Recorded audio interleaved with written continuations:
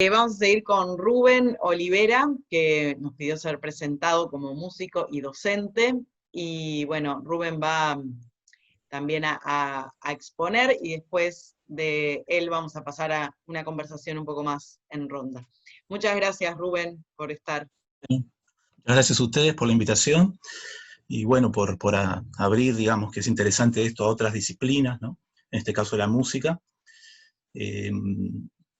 Como decía, yo voy a nombrar unas cuantas veces quizás a dos referentes para mí, que son Lauro Ayestarán, nuestro principal musicólogo, y Corium Aronian, que fue discípulo y constructor de un montón también de teoría, después de Ayestarán. Lo cito un poco por aquello de que, como decía alguien, que los linajes también se eligen. Bueno, yo elijo venir por ahí, continuar por ahí. Y bueno, allá estarán, yo armé un pequeño PDF y algunos ejemplos musicales para escuchar. Vamos a ver si llegamos con el tiempo.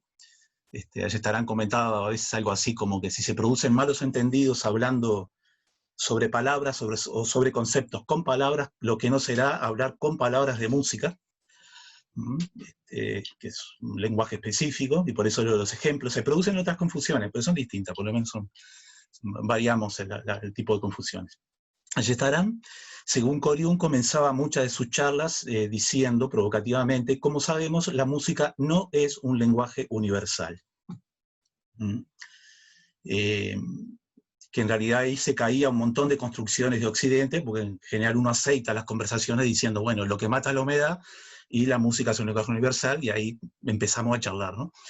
Entonces, en general, cuando, digamos, llegan los europeos aquí, entre otras cosas vienen con su diapasón, con el La universal, 440 Hz, vibraciones por segundo, por el cual dice, bueno, como uno de los tantos modelos civilizatorios, hay que afinar por el La universal, después con el tiempo hay que medir el tiempo por Greenwich, no sé, y bueno, y todo empieza en Grecia, ¿no? Como sabemos, ¿no? Y en cierta manera llegan los europeos, ¿no? Y continúan, como decía alguien, que seguimos en la prehistoria de la humanidad, vinculación entre áreas dominantes y dominadas.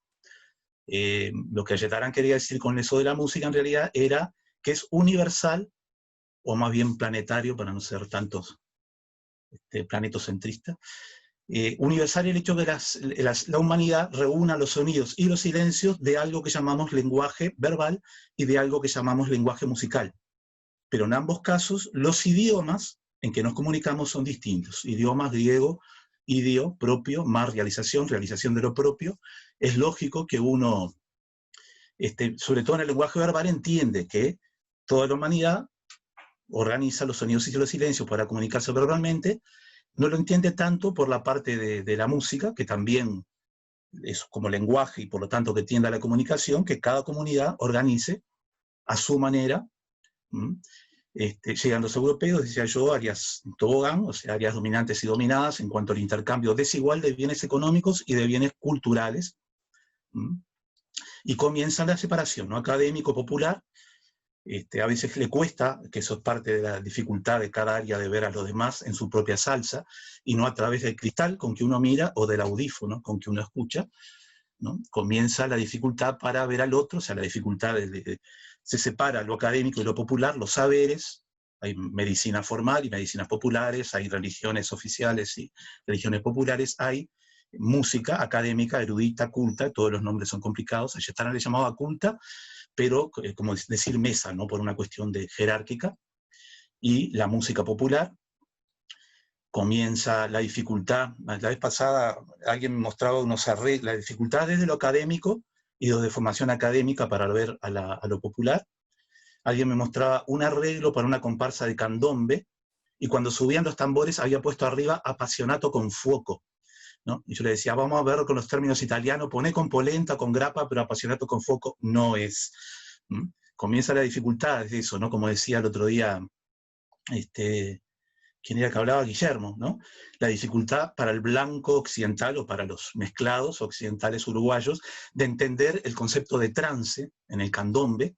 Casi todas las músicas no occidentales son repetitivas, pero no una repetición barata, sino que pasan problemas de volumen, de intercambios, de matices, ¿no? Pero para el occidental se aburre, es todo igual, no es todo igual, ¿no? O sea, un candombe no puede, generalmente las construcciones de músicas no occidentales no empiezan juntas, no hay un director que indique, sino pitiquín, tutaca, pum, pum, y se arma, ¿no? No puede durar poco, porque el trance no puede durar poco, etcétera, etcétera, etcétera. Comienzan las dificultades, decía, de lo académico, cuando la musicología occidental se dio cuenta que se estudiaba a sí misma y no estudiaba al otro, inventó el término de etnomusicología para estudiar a los demás, ¿no? Y a la propia música popular, como si ellos no fueran etnias. ¿No? Comienza toda esa cuestión que uno incorpora, a veces sin darse cuenta, se envidian mutuamente los códigos, ¿no? De música popular y música académica, el músico generalmente de la música letrada, ¿no? El músico popular le envidia al otro que lee y escribe y dice yo no sé música, Rada dice yo no sé música, ¿no? Porque digamos no saben escribir o leer, como si uno para ser poeta tuviera que aprender las letras, ¿no? Uno por aprender las notas no es músico, puede ser un buen oficinista en la música, o un administrativo, pero no necesariamente es música, así como aprender las letras no necesariamente uno es poeta. Pero bueno, comienzan a darse todo ese contexto histórico que a uno a veces le cuesta, ¿no? Así como el del Estado-Nación, con sus 200 años, ¿no? Y uno, pero bueno, en definitiva, nos manejamos dentro de eso. A esto, bueno, le podemos sumar el término, también es importante esa visión de esta dificultad occidental, de que el concepto de folclore, entendido como supervivencia de lo popular, las sociedades de investigación de la música hace mucho tiempo que cambiaron por el concepto de folclore por de música tradicional, ya que si el folclore es una supervivencia de lo popular es un concepto dentro de Occidente. O sea, en las otras áreas no existe lo que se llama música culta o académica, ni existe lo que se llama música popular, es otra cosa, por lo tanto el folclore no se puede estudiar. Es una proyección de la visión occidental. Bueno, definiendo un poco dentro de las tantas acepciones de cultura, sacándola de su reducción a lo artístico, sacándolo de cultivo de conocimiento, sea cual sea, ¿no? Por el cual se llega a decir de la cultura alcohólica, ¿no? La cultura o tener cultura cívica, etcétera, ¿no? O sea, cuanto más informaciones en un rubro, entendiendo una definición de cultura como los códigos del pensar, hacer y sentir, que a mí eso me sirve y me interesa en el sentido de pensar en el ser humano íntegro, que piensa lo que hace, o hace lo que siente y siente lo que piensa, y acá comparto, perdón si, digamos, mi visión no es desde la académica, así que perdón si comparto obviedades, pero voy al PDF, por lo menos para tener de dónde agarrarnos. Ustedes me confirman si se ve. ¿Se ve, Lucía? Haceme en todo caso con el... ¿No? ¿Ahora sí? Bien.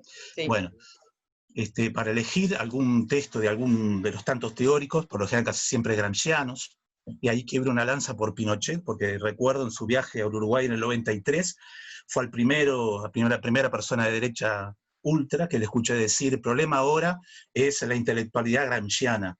Los problemas, con la guerrilla se terminó el tema, pero ahora hay que ver eso que le llaman intelectuales orgánicos, así la cultura. Muy inteligente Pinochet, muy, muy agudo. Bueno, pero en este caso es Oscar Landi, sociólogo argentino, ¿no? que dice lo que ustedes leen ahí, ¿no? Que me parece muy interesante, como siempre, por el hecho de que uno no percibe cosas por el pensar, hacer y sentir, pero esos elementos maduran a su tiempo. Entonces una persona puede pensar progresistamente, por ejemplo, está lleno de artistas que tienen un discurso progresista, entre comillas, pero hacen o prefieren arte conservador. Y está lleno de investigadores que cuando se entran en el terreno de la música, ¿no? Como el terreno de los sentires, entre comillas también, hacen agua, ¿no? O sea, hay como sectores de uno que maduran y llegan a su tiempo, y está bien, esa dificultad, ¿no? De percibir ese pensamiento que tenemos todos, que dialéctico, ¿no? Que, no lineal, contradictorio, ¿no? Etcétera.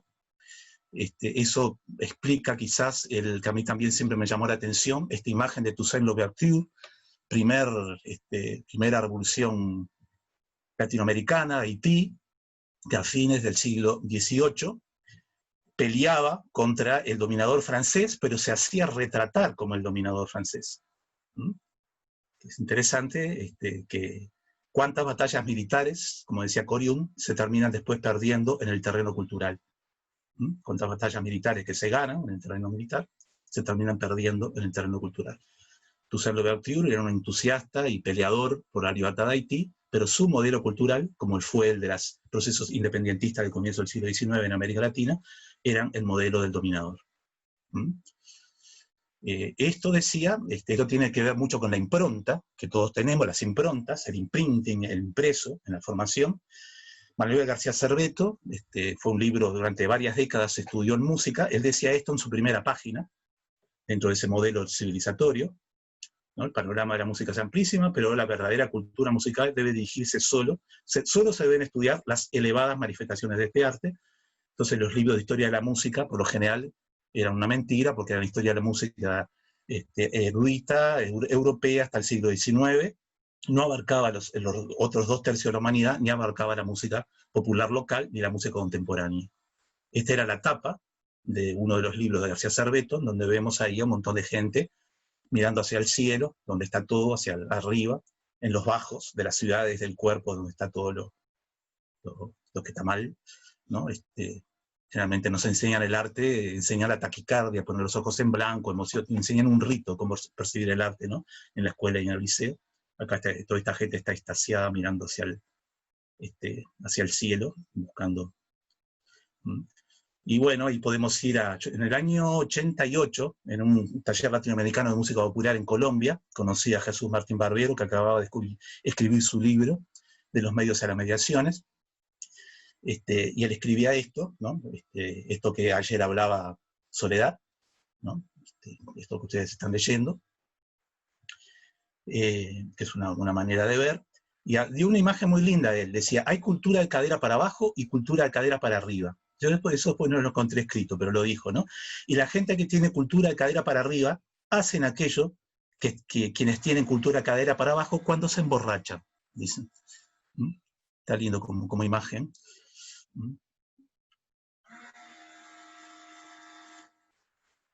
Y en esto que tanto hemos hablado ahora, se ha hablado tanto en este encuentro, este coloquio, acá hay un Landi 2, Oscar Landi, ¿no?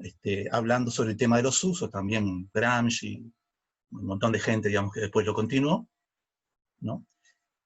Que en ese sentido, yo hace poco también entré en un coloquio sobre música, que el nombre del coloquio en Brasil se decía música de América Latina o para América Latina. 2 puntos, todas latinoamericanas, que se volvía a este baile de las preposiciones, ¿no? Lo que uno hace es, de, es para, es desde, es en, ¿no? Y en realidad con el concepto de usos sociales se termina con las oposiciones clásicas binarias entre lo que viene de afuera y lo que viene de adentro, en lo que viene del pasado y lo que viene del presente, en lo que viene del mercado o lo que viene del Estado, entre lo académico y lo popular, ya está entre el intelecto o corazón, razón y sensibilidad en términos marcusianos, ¿no? Y entramos en el tema de los usos, significados, resignificaciones, complicidades, negociaciones, resistencias, hibridaciones, mutaciones, ¿no? Todas esas palabras que se han empleado aquí. O sea, que se termina la búsqueda de seguridades de manual, que bastante daño ha hecho a las izquierdas sesentistas, ¿no? Para pasar a incorporar la incertidumbre del pensamiento dialéctico, que busca en cada situación aquello que aporta a los intereses populares, venga de donde venga, ¿no? Coriún hablaba de una direccionalidad sociocultural, ¿no? Entre la infinita masa de informaciones y propuestas para el futuro del imaginario de una sociedad, ¿no? Y en esto de los usos, claro, usos y reusos, de estas invasiones e invadir la invasión, en el ping-pong de los usos sociales, ¿no? Uno busca listas o recetas de lo que sería lo popular, ¿no? Pero en vez de eso, digamos, cómo generar elementos conceptuales, bueno, que acá en unos apuntes, ¿no? Que permita analizar cada situación con la esperanza que la historia después diga su última palabra. En definitiva, la obra de Bertolt Brecht, una vez vi, la tiene la CBS, o sea, un tipo tan cuestionador como Bertolt Brecht, sus derechos van a parar a una multinacional. La familia Bob Marley cedió el nombre de Bob Marley para la principal empresa de cannabis de Estados Unidos, ¿no? Y los derechos del famoso discurso de Martin Luther King, que del 63, de Tengo un sueño, que hablaban ayer, la familia lo vendió para una empresa de turismo, ¿no? Usos y reusos, ¿no? ¿Qué representa a los intereses populares? Bueno, Ignacio hablaba del pueblo, ¿no? Intereses populares, ¿no? que el pueblo es como Dios en realidad, ¿no? Está en todas partes, no está en ninguna, ¿no? Todos lo invocan y nadie lo ve, ¿no? Y un grupo, y lo cuantitativo, un grupo de personas sale a la calle, no sé, un grupo de personas pro aborto, gritando, si esto no es el pueblo no, ¿dónde está? Y tienen razón, ¿no? Cuantitativamente. Yo una vez vi, me acuerdo, caminando por la Ciudad Vieja, pena que no saqué foto, habían 3 afiches en una vieja elección del Partido Blanco, Colorados y el Frente, y los 3 decían, los 3 afiches, el pueblo quiere tal cosa, el pueblo se dio cuenta de tal cosa, y el pueblo no sé cuándo, ¿no? Bueno, habría que ver a cuál uno le da razón. En esta cuestión de los usos y reusos, ¿no? De hacia dónde uno va, está el concepto de identidad cultural, que a mí me está importante, entendiéndolo, digamos, como un espacio estratégico, ya que los centros metropolitanos intentan homogeneizar la cultura, ¿no? Es importante para homogeneizar mercados, ¿no? Obviamente, ¿no? Producir la diferencia es como un deber histórico, ecológico, ¿no? Y la cultura, como decía Pinochet, se transforma en un espacio estratégico. También heterogéneo, ¿no? Ya que sobre gustos hay mucho escrito, ¿no? En los rastros del estrato cultural que uno piensa, de la geografía, de exposición a los medios de educación y los medios de comunicación, etc., ¿no? Acá entra el tema de la impronta, ¿no? Como decía Barran, ¿no? Que a todos nos cuesta, incluso al investigador, ponerse como sujeto, objeto de estudio, ¿no? Porque uno no piensa en aquello que le permite pensar, decía Barran, es interesante, ¿no? Una identidad cultural como algo móvil, ¿no? En ese sentido, las raíces no tienen nada que ver, ya que las raíces se piensan en clave de presente, las raíces se crecen en tallos, polen, flores, y generan otras raíces, así que no hay nada que hay que irse a resguardar, ¿no? Pero vienen sí en esta identidad cultural de cómo se construyen los imaginarios, y hay proyectos. Yo acá dividí una forma, proyectos estatales, proyectos de mercado, proyectos privados. Los estatales, que muchas veces son cover culturales, ¿no? Cuando en América Latina se pone la noche de los museos, la noche de los bares, la noche de los museos es un cover cultural de Francia, la noche de los bares es un cover cultural de Alemania, ¿no? El Día del Patrimonio es un cover cultural de Europa.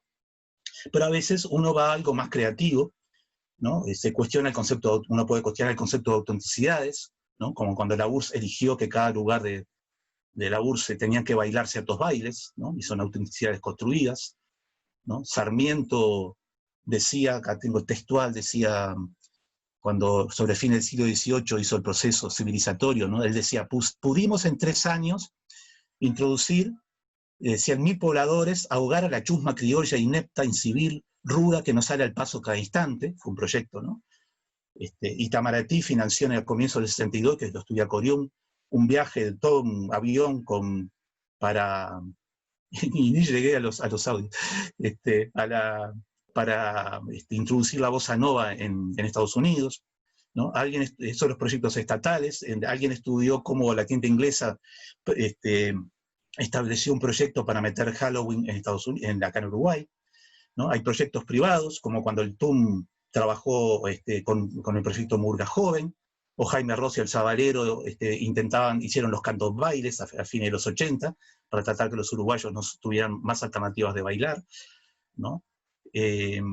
O hay proyectos que es interesante, a mí también me gusta mucho, de azares, ¿no? Cuando justo José de Urquiza compró 100.000 bombachas después de la guerra de Crimea, que duró muy poco, y todo el Río de la Plata incorporó la bombacha, y ahí pasó a ser lo nuestro, la bombacha. Y bueno, esta cuestión, cómo no buscarse, acá hay un texto de Sergio Prudencio, para hablar desde la música sobre esta cuestión del temor de volver hacia atrás, ¿no? Que en realidad hay que buscarse hacia adelante. Sí, Rubén, dime. perdón, te tengo que Sí. avisar que vas como unos 20 minutos, así que Opa, si bueno, está, yo encierro y quedará para otro coloquio lo de la música. Pero bueno, el cierro precisamente donde empezaba a poner 5 minutos de ejemplo, pero el buscarse hacia adelante, ¿no? El no mirar hacia atrás, sino mirar hacia atrás para, digamos, uno no puede quedarse en el pasado, pero no puede quedarse sin pasado tampoco. Entonces, mirar hacia atrás para buscarse hacia adelante. El tiempo está después, diría un querido colega, no buscarse desde los mestizos.